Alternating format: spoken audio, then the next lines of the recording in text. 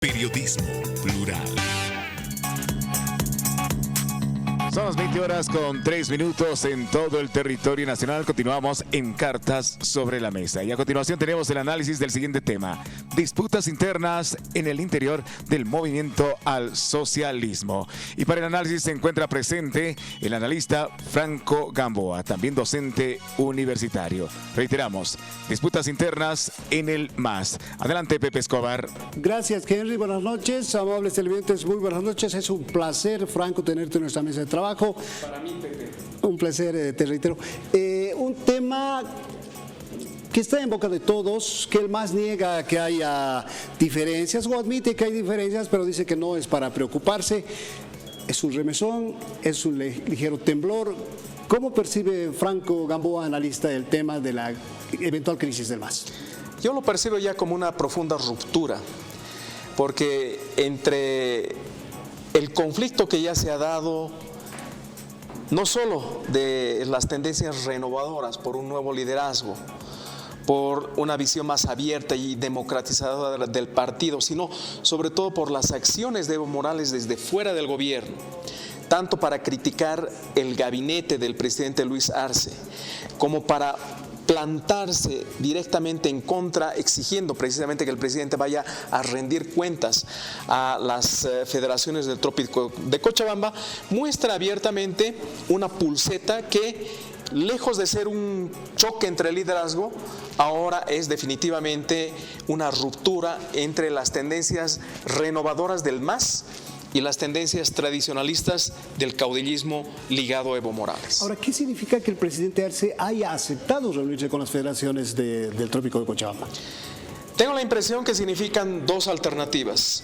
O bien el presidente Arce está tratando de concertar para preservar relativa unidad partidaria, o el presidente prácticamente ha sido doblegado por una presión política en función precisamente de estas fuerzas que probablemente podrían generar una desestabilización política.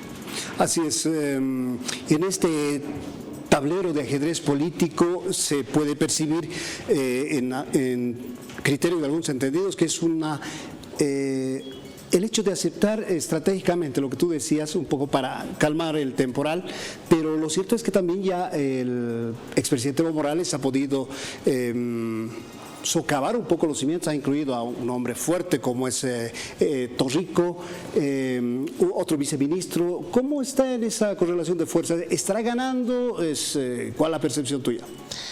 Precisamente la conformación del gabinete es una total influencia de las decisiones del presidente Luis Arce, con seguridad. Luis Arce está tratando de llevar adelante una visión política, un conjunto de políticas públicas, pero sobre todo una concepción que gira en torno a la recuperación económica, pero no hay un gabinete político eminentemente. Si comparamos, digamos, con las tendencias de decisión que tenía el expresidente Evo Morales, básicamente Evo Morales tenía un enfoque básicamente político, pensando en la reelección, el activismo electoral permanente, la influencia en el Tribunal Supremo Electoral permanentemente, mientras que en este caso el presidente Luis Arce creo que se está concentrando en la recuperación económica, el problema del censo y otros aspectos ligados a la seguridad ciudadana, ¿no? El problema con la policía, la excesiva corrupción en la policía, etc. Sin embargo, Evo Morales está tratando precisamente de influenciar los ámbitos eminentemente políticos, cambiarlo al ministro de Gobierno, por ejemplo, ¿no? Y evidentemente los mecanismos de coordinación gubernamental entre el Ejecutivo y el Parlamento. Y ahí ya ha puesto un probable líder, ¿no?, que se vincula no solo a Evo Morales, sino también a algunas tendencias tradicionales, como es este señor Torrico, ¿no? Entonces, efectivamente, Evo Morales está tratando de retomar una influencia al interior del MAS y del gabinete, y eso es lo que está generando una tremenda tremenda fractura interna, ¿no? Aunque no lo reconozcan. Así es. Ahora, Evo Morales está perdiendo el libreto porque su primera gran derrota es el hecho que no ha podido lograr la censura del ministro del Castillo, ¿verdad? Ha asegurado a través de sus alfiles en el legislativo que esto es el primer tiempo, que vienen varias interpelaciones, pero definitivamente no puede lograr la mayoría, la ansiada destitución del Castillo. También es bueno destacar que esta actitud, en el sentido de que estuviera perdiendo el libreto, reiteramos, se expresa a nivel de proyecciones internacionales, como la presencia de García Sayán, que en su tiempo le convino mucho, elogió el papel de él, y ahora obviamente cuando se cuestiona el proceso judicial de Yanine Áñez, esgrime su viejo argumento, ¿no?, de la derecha intervencionista. ¿Cuál es el criterio tuyo? Considero que Evo Morales, efectivamente, como tú indicas, no ha logrado una influencia para cambiar ciertos aspectos de la orientación política del gabinete, ¿no? Pero en lo que sí definitivamente ha ganado Evo Morales es precisamente en la sentencia y la condena de la expresidenta Yanine Áñez. No solo que ha impulsado el juicio golpe 1, golpe 2, sino que definitivamente Luis Arce y el conjunto de sus colaboradores se han alineado completamente a la teoría del golpe.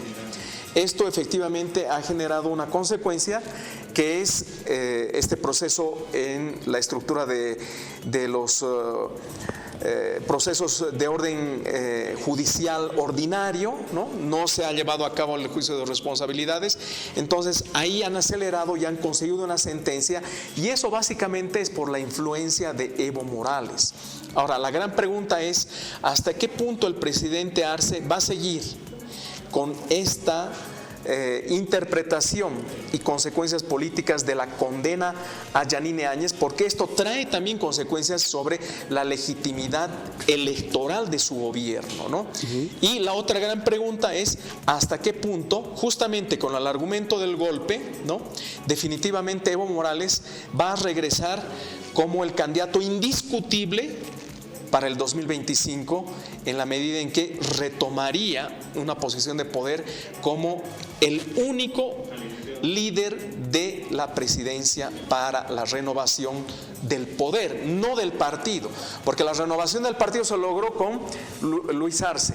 Ahora la renovación del poder quiere Evo Morales identificarla solamente con su liderazgo. Ese tema me interesa tocarlo, pero dame un minutito a propósito del proceso judicial contra Yanine Áñez. ¿Se podrá hablar de una sucesión y que sean incluidos Tuto Quiroga, Carlos Mesa, Samuel Doria Medina? Ya ha recurrido, digamos, a los puntos más débiles como Pumari, el propio matador Mamani. ¿Tendrán que seguir ese camino? No, definitivamente.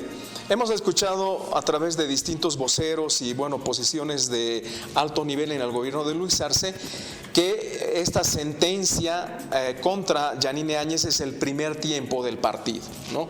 Se vienen otros más. Será un segundo, tercero, no sabemos, pero con seguridad ahora las cargas del ataque se van a ir en contra de los que han estado involucrados en la transición precisamente, ¿no? Carlos Mesa, Tuto Quiroga, todos los líderes que tú has nombrado. Entonces, definitivamente hay una visión política en ese sentido. Ahora, esto no le afecta en gran medida al gobierno del presidente Luis Arce, ¿no? Se sigue adelante con el proceso, etcétera, pero reitero, se queda en el tapete de la cuestión la legitimidad de las elecciones donde él ha sido el legítimo ganador. Y finalmente, si se entra al segundo, tercero o cuarto tiempo de estos procesos en el ámbito judicial ordinario, la gran pregunta es hasta qué punto también los propios dirigentes del MAS van a ser susceptibles de una condena en juicios ordinarios también, porque estas acciones, esta dominación política de la estructura judicial se puede volcar también hacia los mismos opositores dentro del partido. Así es. Ahora, retomando el anterior tema, el poder por el poder, es decir, pareciera que se daría por descontado el hecho de que Evo Morales sería el candidato emergente de las elecciones primarias en el movimiento al socialismo. ¿Se vislumbra ya un Luis Arce candidato? Todo aparenta que sí, ¿verdad? Yo no estaría tan seguro. Se vislumbra, pero al mismo tiempo se trata de opacar precisamente la posibilidad de que Luis Arce sea una verdadera renovación dentro del partido. Definitivamente a Choquehuanca le han dicho que no, lo han acusado de traidor, etcétera, que se está desviando del proceso de cambio, que estaría tendiendo a conformar su propio partido. Bueno, Choquehuanca ya está fuera del escenario político, ¿no? Luis Arce tiene que de alguna forma todavía demostrar su capacidad de confrontación, pero dentro del partido para liderarlo y al mismo tiempo seguir adelante con su gobierno. Pero definitivamente con estas acciones Evo Morales efectivamente es un candidato a lo que puede significar la proyección a largo plazo de las candidaturas hacia el 2025, ¿no? Va a ser un líder que va por el todo en función de nuevamente ser reelegido. Así es, precisamente, y en ese sentido, es decir, dando por descontado que Evo Morales sea el candidato masista y de darse el caso de que Luis Arce pueda emerger como candidato, él tendría que buscarse otra tienda política, en los taxipartidos, alquilar, si vale el término, ¿no? Claro, es una posibilidad, ¿no? Pero si esa posibilidad es real, entonces la hipótesis de la fractura dentro del MAS estaría confirmada y creo que eso apunta a los hechos prácticamente ya que no pueden ser discutidos, ¿no? Es una división, una fractura, y dentro del partido hegemónico como es el MAS, también de alguna forma es una derrota para ellos.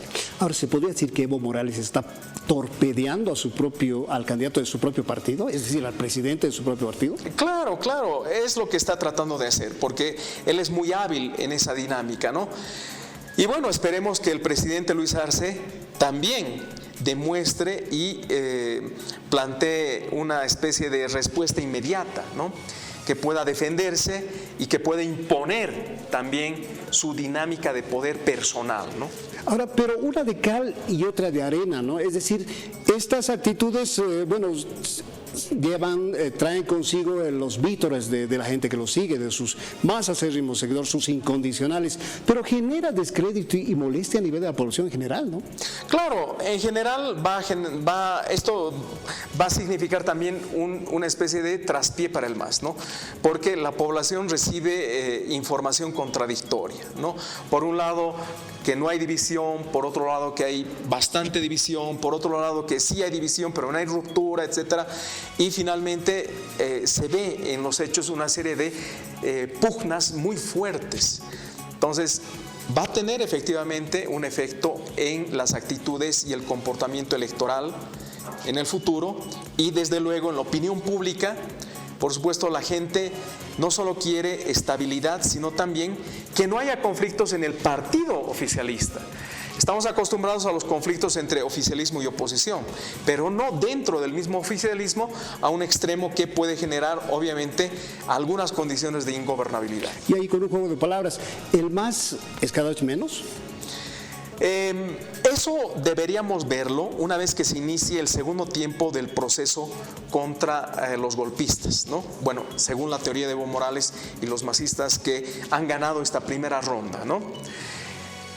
Por el otro lado, la oposición está apuntando a la anulación de esa sentencia.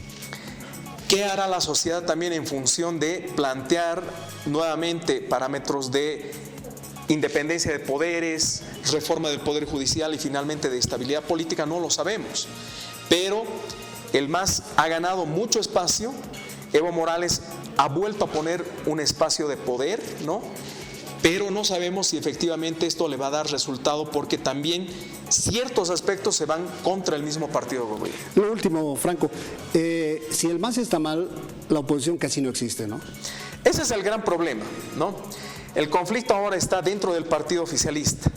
La oposición no puede recuperarse y efectivamente es una derrota la sentencia condenatoria contra Yanine Áñez. Muy bien, gracias, un placer contar contigo. Te vamos a convocar nuevamente. Y bueno, el analista político Franco Gamboa, docente universitario, nos ha dado luces sobre la ruptura interna que atraviesa el movimiento al socialismo. Pero tenemos más en el programa. Henry, contigo, por favor.